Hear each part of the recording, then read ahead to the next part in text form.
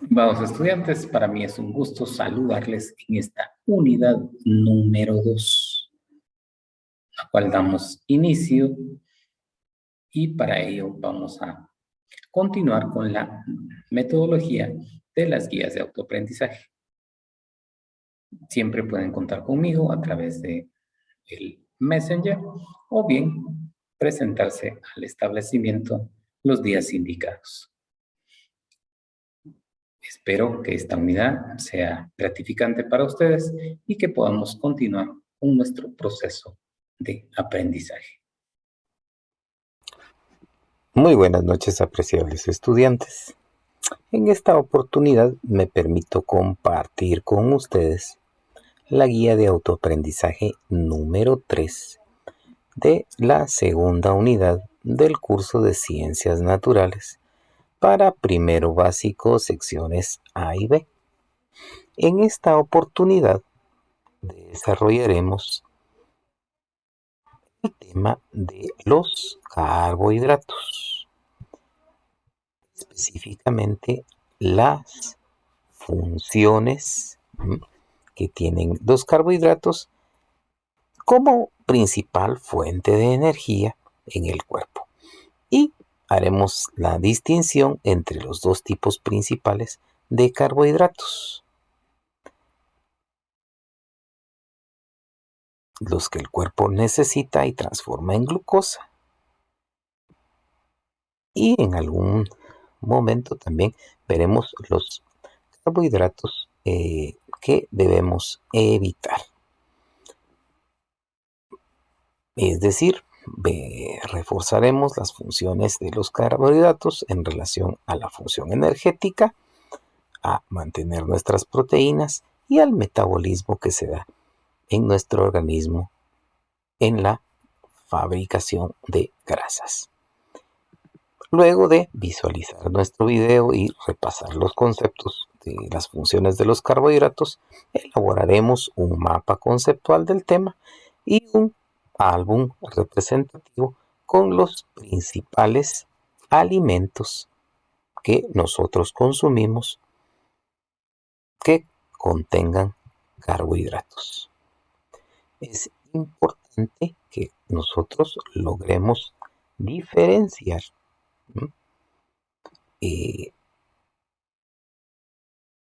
las diferentes funciones que tienen los carbohidratos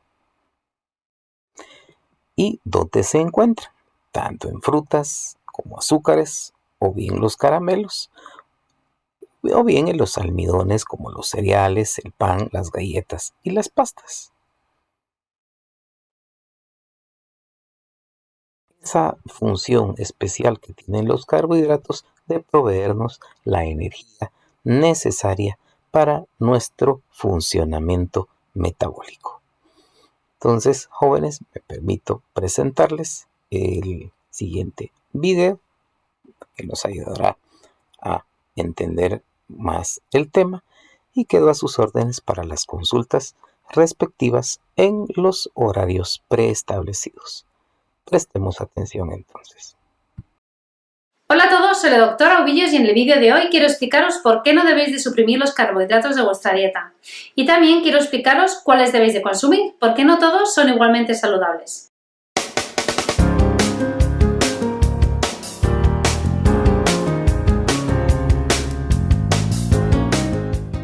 Lo primero de todo, antes que nada, quería deciros que los carbohidratos son la fuente principal de energía de nuestro organismo. Podríamos decir que son la gasolina que permite a nuestro organismo llevar a cabo todas sus funciones. Ayuda a mantener el correcto funcionamiento del sistema nervioso central, los riñones y el corazón. Cuando una persona ingiere carbohidratos, el sistema digestivo digamos que los transforma en moléculas más simples, como es la glucosa. Y así es mucho más fácil su digestión y su absorción y que entre en el torrente sanguíneo. Esto hace que la glucosa en sangre se eleve y por lo tanto el páncreas estimula la secreción de una hormona que se llama insulina, que su función es que las células absorban la glucosa y la almacenen a modo de energía. Por lo tanto, los niveles de glucosa en sangre disminuyen. Entonces el páncreas lo que hace es segregar una hormona que se llama glucagón, que lo que hace es liberar toda la glucosa que estaba almacenada en las células. Esta interacción insulina-glucagón Garantiza que las células de nuestro organismo, especialmente las del cerebro, tengan un aporte mantenido de glucosa. La insulina, además de favorecer el transporte de la glucosa al interior de las células, estimula la lipogénesis, o lo que es lo mismo, estimula la producción de grasa, inhibe la lipólisis, es decir, la destrucción de la grasa, y también favorece el transporte de los aminoácidos a las células y estimula el apetito. Hay diferentes tipos de carbohidratos y no todos son igualmente saludables. Hasta hace muy poco los carbohidratos se clasificaban en simples o en complejos en función del número de moléculas de los que estaban compuestos. Se consideraban simples a aquellos carbohidratos de una sola molécula, con lo cual su absorción era muy sencilla, es decir, se absorbían con mucha rapidez y por lo tanto muy rápidamente elevan los niveles de glucosa en sangre, y para compensar esa elevación de glucosa en sangre se produce una secreción elevada de insulina. Un ejemplo de carbohidratos simples pues sería la miel, el azúcar, las chucherías, la fruta también y los vegetales. Lo que pasa es que los vegetales contienen mucha más agua, con lo cual está mucho más diluido. Los simples son la glucosa y la fructosa. Los carbohidratos complejos tienen una estructura química más compleja, lo que hace mucho más difícil su absorción. Por lo tanto, se absorben mucho más lentamente y eso hace que los niveles de azúcar en sangre se vayan aumentando mucho más lentamente. Ejemplos de carbohidratos complejos sería la avena, el trigo, el centeno y la cebada. A día de hoy se ha visto que esta clasificación de simples y complejos no tiene en cuenta el impacto que tienen los carbohidratos en los niveles de glucosa en sangre.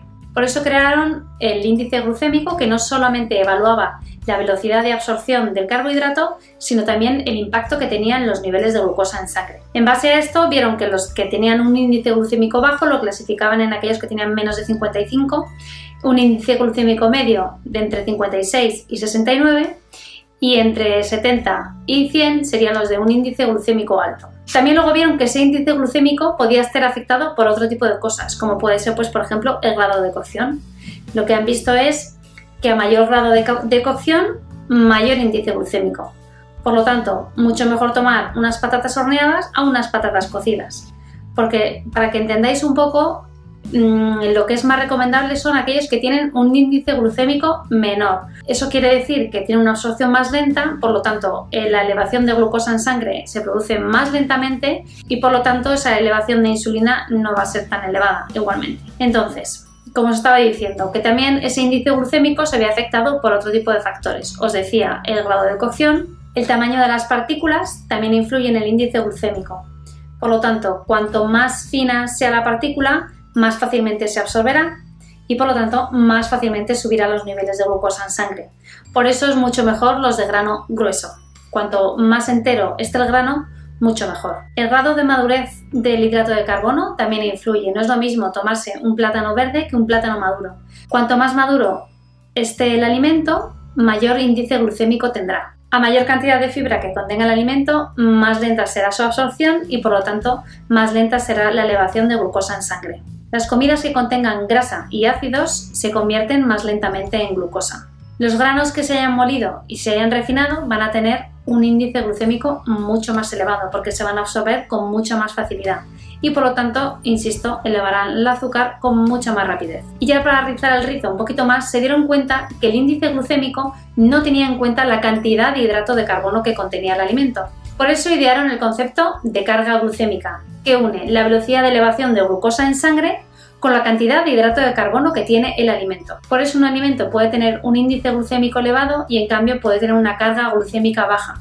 Es decir, que eleva muy rápidamente los niveles de glucosa en sangre, pero contiene muy poco hidrato de carbono. Los diabéticos sí que deben de seguir teniendo en cuenta el índice glucémico. Lo que les importa es la velocidad con la que se produce esa elevación de los niveles de glucosa en sangre.